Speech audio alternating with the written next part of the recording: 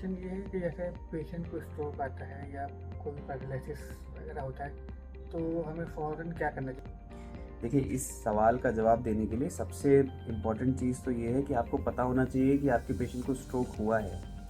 अगर आप जल्दी ये आइडेंटिफाई कर पाएंगे कि आपको पेशेंट को स्ट्रोक हुआ है, तो आप उसको सही ट्रीटमेंट दिलवा पाएंगे।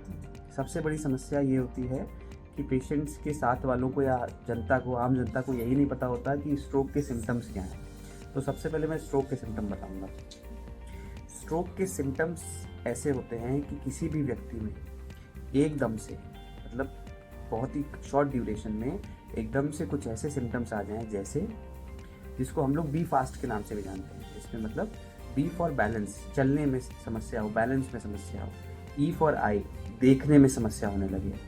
एफ फॉर फेशियल डिविएशन, मतलब चेहरे का, एक तरफ के चेहरे का या दोनों तरफ के चेहरे का लटक जाना। ए फॉर आर्म्स, मतलब हाथ पैरों में वीकनेस आ जाना, एकदम से हाथ या पैर का लटक जाना, पैर या हाथ को उठा ना पाना। इसके अलावा एस फॉर स्पीच, स्पीच का मतलब बोलने में एकदम से समस्या होना। ये सारी समस्याएं हैं। इनमें से कोई भी एकदम से यदि किसी पेशेंट को होती हैं, किसी पेशेंट को इनमें से कोई भी समस्या एकदम से होती है, तो ये साइंस होते हैं कि पेशेंट को स्ट्रोक हुआ है। तो अगर आपने पहचान लिया कि इनमें से कोई साइंस हैं, एकदम से पेशेंट को कुछ ये हुआ है, अच्छा खासा था और ये हो गया, इसका मतलब है पेशेंट को स्ट्रोक हुआ है, तब आप ये डिसाइड कर पाएंगे कि अब हम क्या करें। मान लीजिए आपने ये देख लिया कि पेशेंट को ये सिम्टम हुए हैं और इसको स्ट्रोक आप मान रहे हैं, तो सबसे पहली चीज़ जो मैं कई बार बोल चुका हूँ ये है कि आपको पता होना चाहिए कि कौन से ऐसे हॉस्पिटल्स हैं जिनमें अगर आप डायरेक्टली ले जाएंगे पेशेंट के, स्ट्रोक के पेशेंट को, तो फ़ायदा होगा। मोस्ट ऑफ द टाइम जब पेशेंट्स के साथ वालों को ये पता लगता है कि इनको स्ट्रोक हुआ है, तो या नहीं भी पता लगता है, तो वो आसपास किसी जान पहचान के डॉक्टर की ओपीडी में ले जाते हैं, किसी नर्सिंग होम में ले जाते हैं।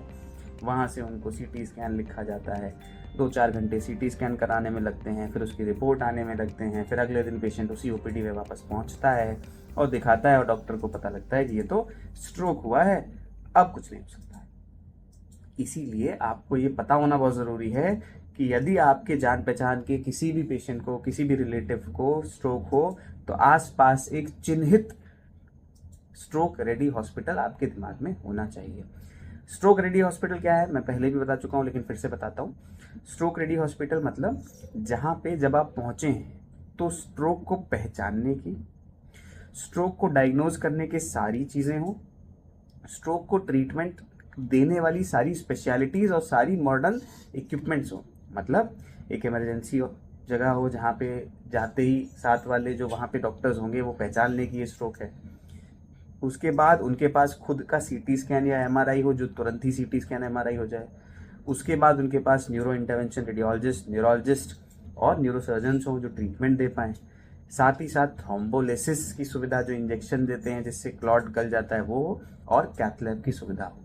फिर उसके बाद आईसीयू और एक फिजियोथेरेपिस्ट की भी सुविधा उपलब्ध हो। ये पूरी चीज़ें जहाँ होती हैं उसको स्ट्रोक रेडी हॉस्पिटल बोलते हैं। तो आपको हमेशा ये पता होना चाहिए कि आपके घर के आसपास जो मिनिमम पॉसिबल डिस्टेंस पे एक हॉस्पिटल ऐसा कौन सा है जो कि स्ट्रोक रेडी है, और मेरे परिवार में आसपास किसी को भी समस्या होगी तो मैं उससे बोलूँगा इस हॉस्पिटल में जाओ, सब हो जाएगा, जिससे कि टाइम वेस्ट नहीं होगा।